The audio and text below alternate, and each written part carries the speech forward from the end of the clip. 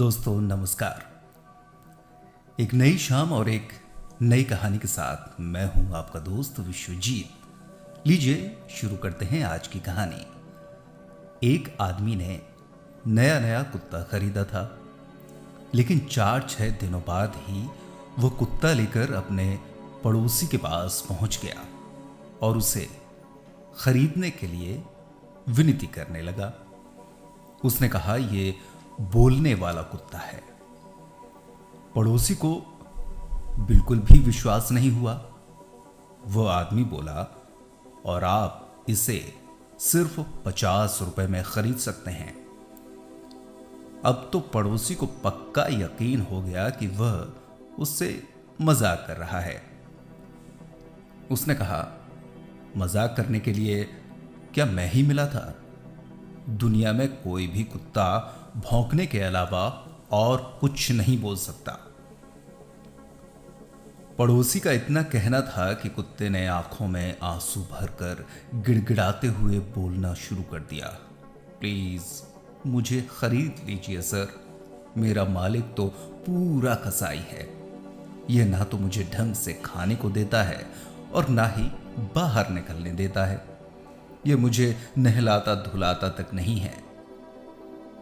अपने कुत्ते की ये बातें सुनकर उसके मालिक का गुस्सा 7वें आसमान पर पहुंच गया। उसने कहा, देखा आपने, इसीलिए मैं इसे बेचना चाहता हूं।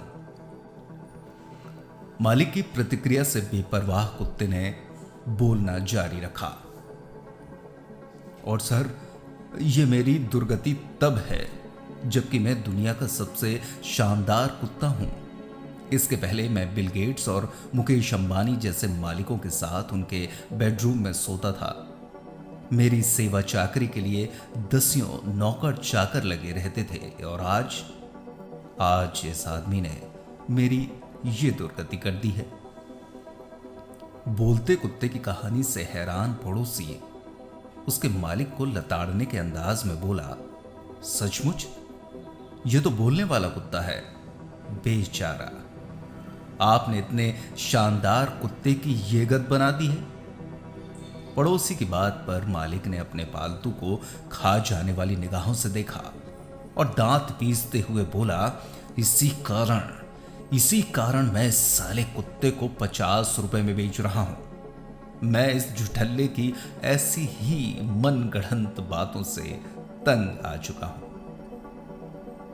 तो कहानी इतनी ही, यानी कि झूठ बोलने वाले और लंबी लंबी फेंकने वाले की कीमत 2 कौड़ी की भी नहीं रह जाती, फिर चाहे वो कुत्ता हो या फिर इंसान।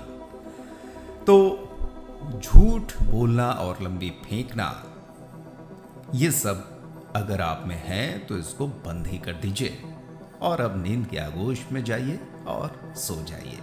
नमस्कार, शुभ रात्रि, शब ख़ैर।